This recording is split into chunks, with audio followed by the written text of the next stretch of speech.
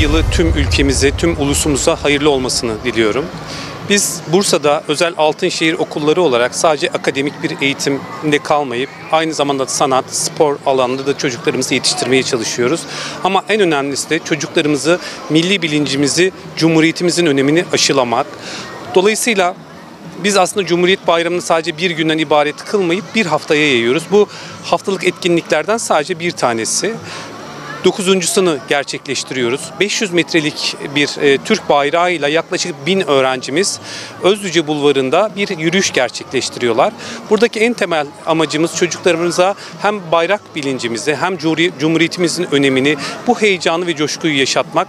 Bundan dolayı yanımızda olan velilerimize de basın olarak sizlere de çok teşekkür ediyoruz. Küçük çocuklarımızın da tabii ki o kadar uzun bir yol olduğu için yürüyemeyecekleri için sağ olsun belediyelerimiz bu anlamda yaptığımız işin önemini bildikleri için bize destek oluyorlar ve çift katlı otobüslerle küçük çocuklarımız da bu heyecana ortak oluyorlar. Aslında bütün Özlüce olarak apartmanlara dökülüp şimdi insanlar bizi bekliyorlar. Bayrakla geçişimizi çok coşkuyla karşılıyorlar. Bizim için artık geleneksel hale geldi ve bizim için çok önemli bir etkinlik.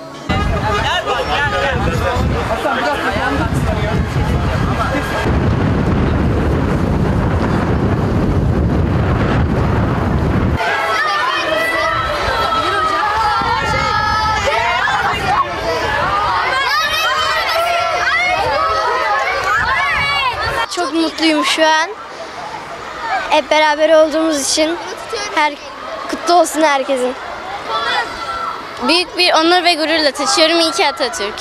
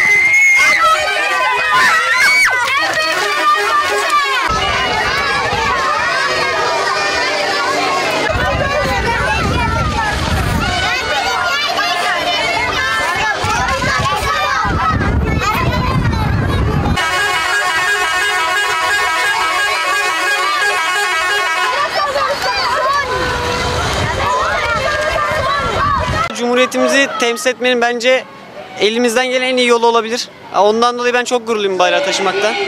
Bence çok güzel bir etkinlik. Her sene yapılması daha da güzel yapıyor bu etkinliği. Yani o gururla ve onurla taşıyoruz bayrağımızı.